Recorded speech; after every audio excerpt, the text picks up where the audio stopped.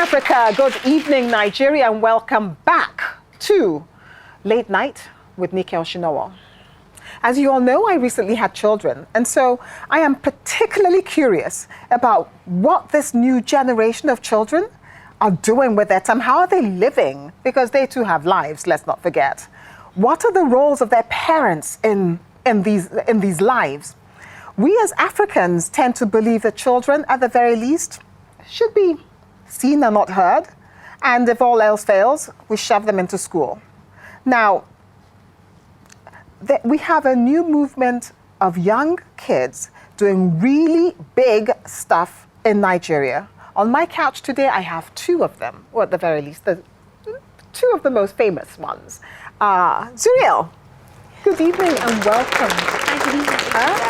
You are most welcome. Thank you very much, Mr. Sir Oduwole. Oduwole. Thanks for having us. Thank you for having her stay up this late, because you should be in bed. I guess I should be. I have to check on my parents with that. Yeah, exactly. How old are you? I just turned 12. You just turned 12. My. You really are young, aren't you? Doi. Sorry. Yes? That's Mandarin. Mandarin, okay, yeah. Okay. So choose the languages you want to speak to me, because I speak 5. How many do you speak? 2, and I'm learning French. You're learning French. Tu parles français? Un petit peu? Un petit peu. Ah, that's good. So which other languages do you speak? English, of course, and Mandarin. And Mandarin. Now that is one I do not speak at all. For some reason, I chose Japanese. Now, I mean, Mandarin is, everyone's learning Mandarin. I'm so glad you do languages. That's really good. Was that your father's influence? I think my wife is an incredible woman. She does a great job with the kids. So she picks things can enhance them as they get older in the future. So I'll give my wife credit for that. When I met you earlier on, I said hello to Dad, and Dad said, "Oh, I'm head of security," and I was like, I was thrown for a minute. I think you get caught up in all of this. Your sense of humor goes out the window. So really, you have done quite a bit in your 12 years. Yes. 12. In your 12 years, and yes, you enjoy doing this?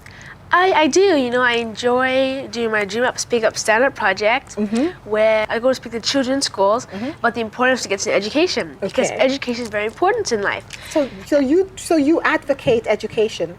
Yeah, because I do believe education is very important in life, because if you're educated, then when you get older, you'll be able to have good jobs. Absolutely. You can even own your own businesses. Absolutely. Which will create jobs for many others, and you'd also be able to go out and empower your countries. That's amazing. How is what you do, because you travel the world speaking, interviewing leaders, as it were. That's correct. That's a lot of what you do as well, because I've seen we have a show reel and you're interviewing different leaders. How does that affect your education? Are you in school? Do you have a school that you go to? Well, I am in school, and what is I'm actually homeschooled. It allows me to get ahead of my schoolwork, so that way whenever I go overseas for my extracurricular activities, and also creating documentaries, interviewing the world leaders, and speaking to schools, I don't fall behind. So whenever I come back, I can just continue where I left off and still be ahead of my class. But if you're homeschooled, it means that wherever you are, you can actually continue your education. That is true. Technically, that's true. So who homeschools you? Oh, well, my parents actually help us out. My dad does science and art. My mom helps out with language arts, math, and social studies. And then also, as part of it, actually a school-based curriculum, where the physical schools would send us the supplies, and then they teach us it over online as well. So we do have online teachers. That's interesting. Online teachers. Okay.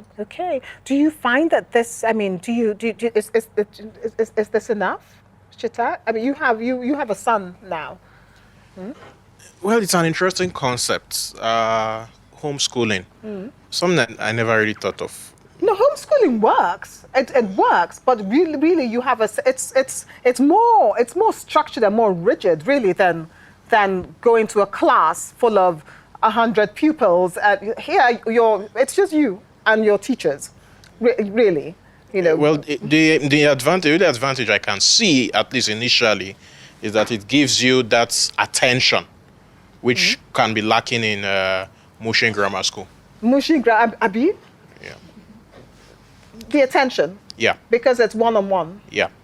But so isn't 12, because you're now 12, isn't 12 the age? If it was England, by now you would have done common entrance. In Nigeria, Common entrance between 9 and 11. Between 9 and 11, and then you go to the next to the next stage of secondary education. So how do you deal with that with homeschooling? It's a curriculum that's still controlled by the state. So the state doesn't just hand up and say, do it. They send you a curriculum. You have to follow a specific state-laid on curriculum, except you've been schooled at home. That's all that's different. You go to school at home, they hop on a school bus to go to school, you come downstairs and go to school. That's the only difference. So at the end of the year, she has to take the state exams, and she has to pass those exams. Okay. So the at only the end of the year? Well, at the end of semesters and at the end of the year, you have to take a national exam where you have to pass that. Yeah, so you pass that, and then they send you the next lot. The next lot, yeah, that's right. It's called a syllabus. Curriculum. The curriculum. That's right. Yes. So do your other siblings have this form of education as well? Yeah, we homeschool all our kids. My wife and I decided a long time ago, let me step back a bit. Okay. We believe that when you meet this person, your spouse, your partner, you have to have an agreement on a lot of things.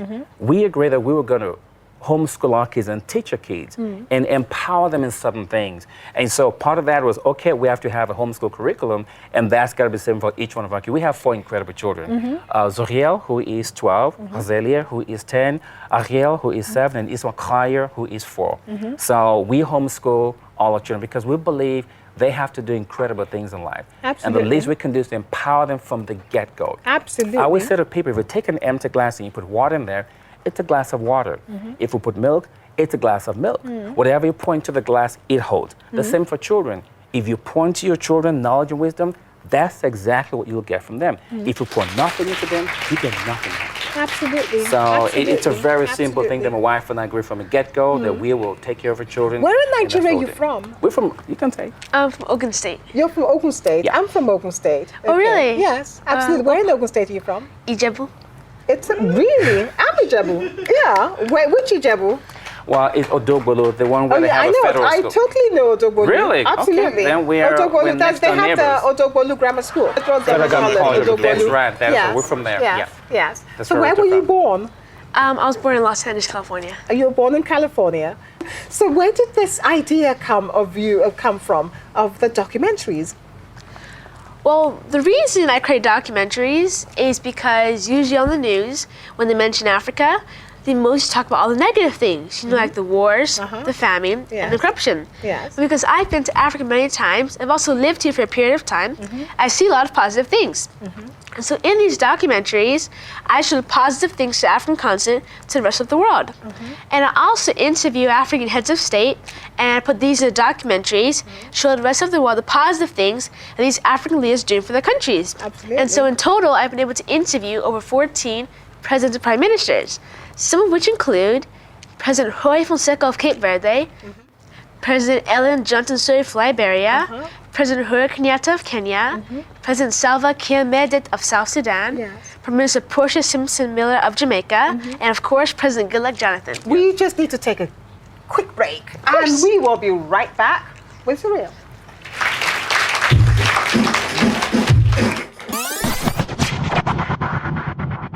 Welcome back, viewers. I am still here with Zuriel and Mr. Oduwole. Now, so the documentary that you do, your documentary is called A Promised Land. And Promising Africa. A Promising Africa. Yeah, there. A Promising Africa. And we actually have clips.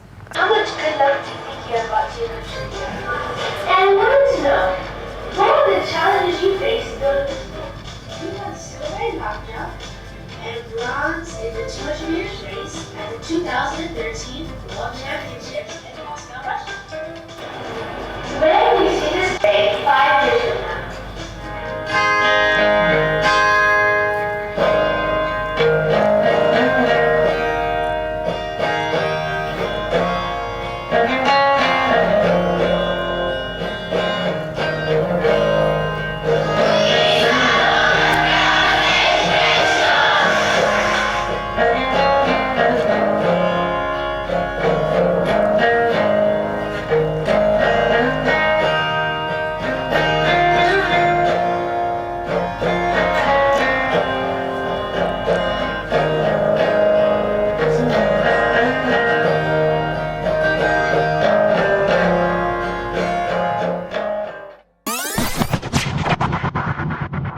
Now that was, that is quite impressive.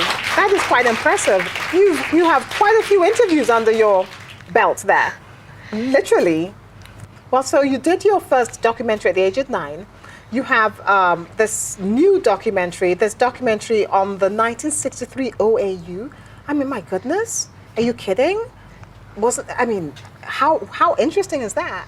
So I've done 3 documentaries. The first, which when I created when I was 9, Yes. it was on the Ghana Revolution. Yes. I was able to interview both President Jerry Rawlings Yes. and President John Cooper as the primary sources, because creating a documentary, you have to have both primary and secondary sources. Absolutely.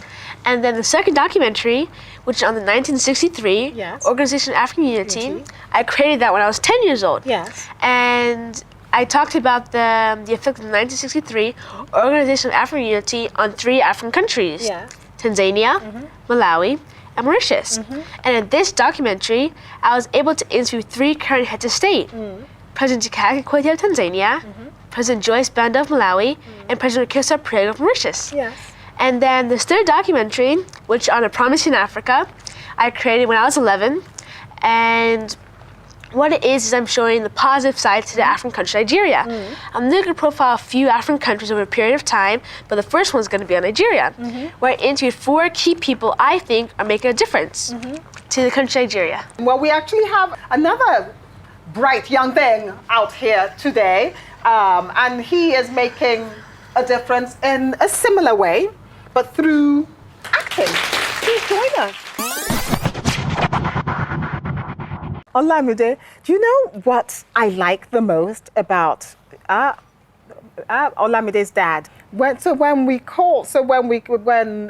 Didi called, you said, you don't think Olamide is going to have time, he's in school, he's always in school, because that's conventional for me. That is so different. The two parenting styles. It's quite remarkable. It's quite remarkable. Zuriel has achieved feats with traveling around the world and these documentaries that she does, promoting, and because she's decided to put Africa out there in a positive light. And here she is, an Ijebu girl like me.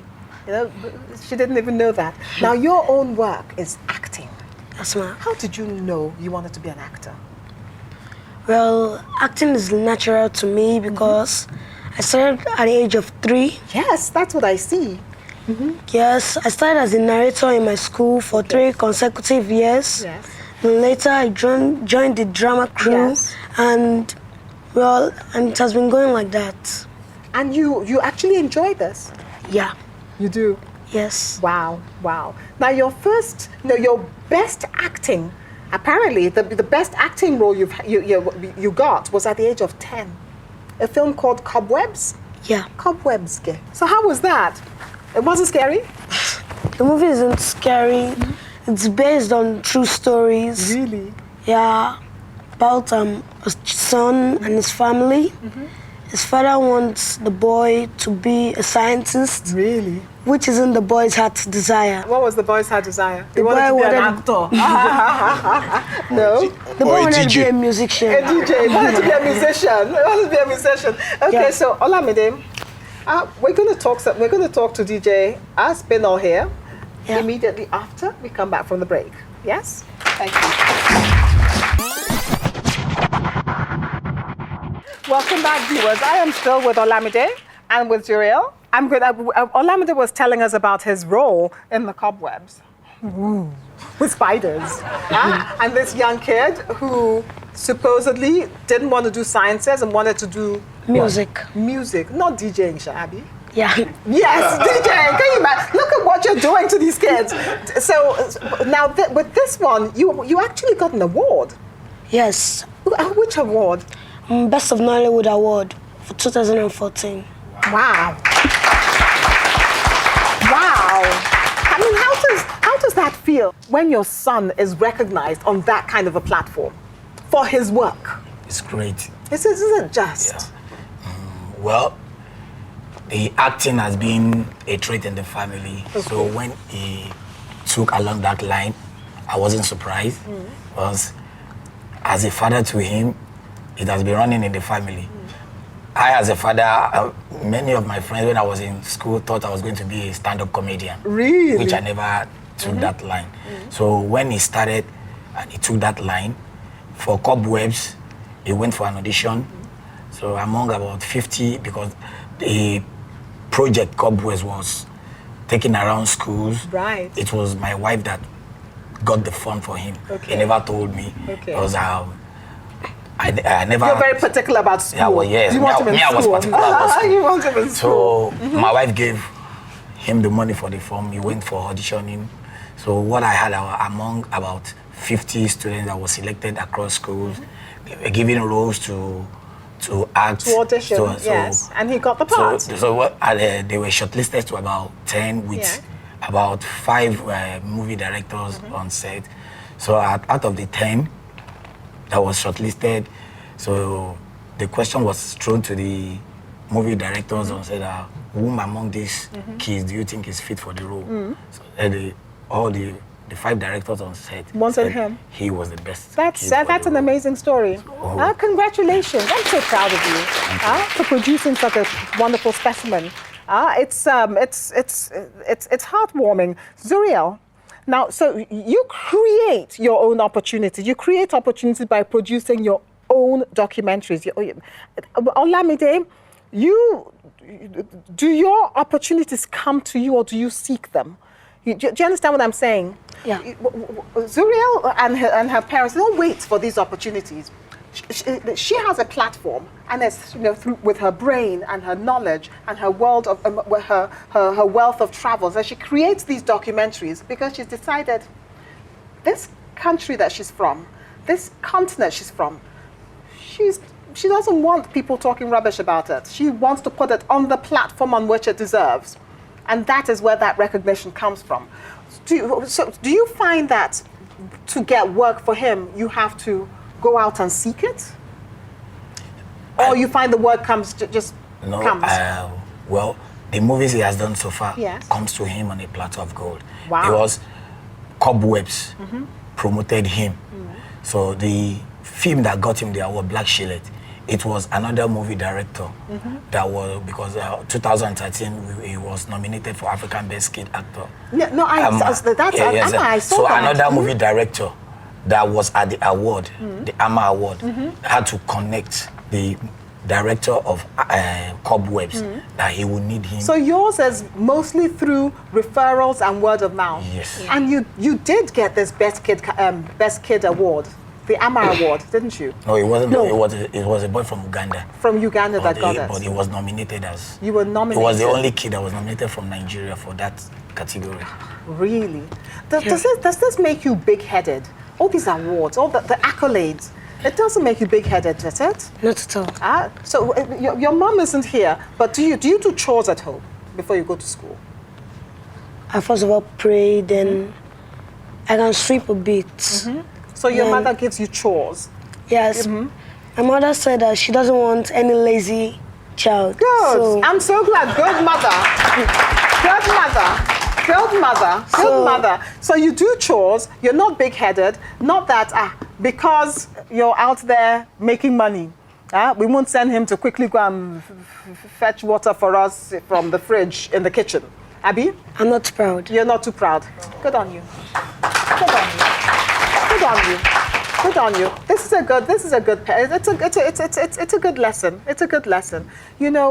So what I'm learning from this is 2 ways in which to bring up my children. Because when I look at my Faramade, my daughter, she's quite exuberant. So I know that, that one day she's going to tell me, Mama, I want to do this. And she's probably going to go, I'm like, oh my goodness, she wants to be a DJ, And I'll know who's responsible for that.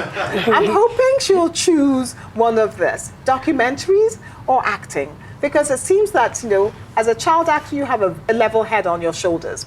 Because your parents haven't allowed you to be spoiled. Yes? Yeah. So what do you do with all this money that he makes? Do you save it? Of course. You do? Yeah. To further your education, etc., etc. How do you fund this global travel that you do? Well, I actually have a lot of sponsors.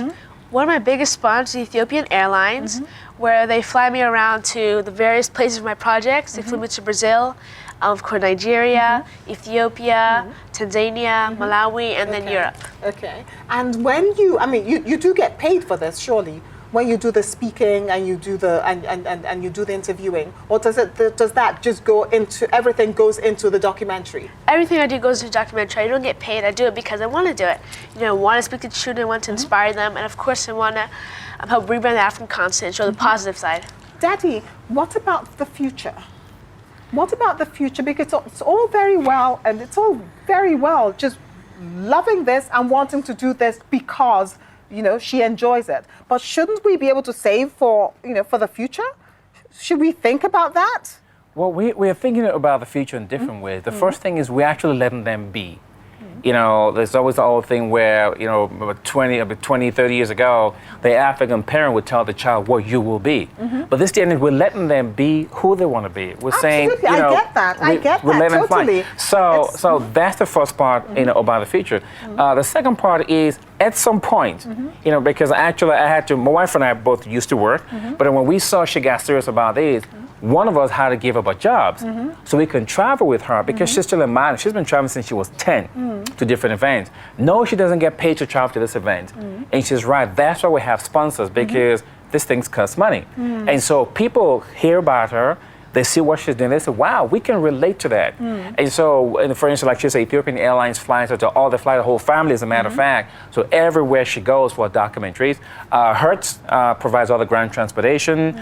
So we have sponsors like that that actually support her. And so that's how these things happen. We're hoping that probably in the next couple of years, if she doesn't start to do this commercially, her documentaries that is, then we will have to start to slowly go back to work again because she's doing it because she wants to. So we're hoping that, you know, eventually this will, you know, the commerce bit will connect will fuse together, etc., etc. What do you hope that people take, if there are any children up, because it's quite late, what do you hope that they take away from this, Zuriel? Well, I'm hoping that they'll be able to see that if you want to be something, you know, you should just go out and be it. Don't let anyone else put you down and become doing your dream, you know, and that when you go out in life, you know, if you fail at all, you know, don't give up. Just keep on trying and trying and trying again, and you'll one day become successful. Olamide, Yes, ma'am. what do you hope that the young people out there watching, what do you hope they take away from this? What's the message that you have for them? The message I have for them is, no matter what they are, they shouldn't mortgage their education. Education is the primary assignment, while other things are secondary. Wonderful. And you must have determination.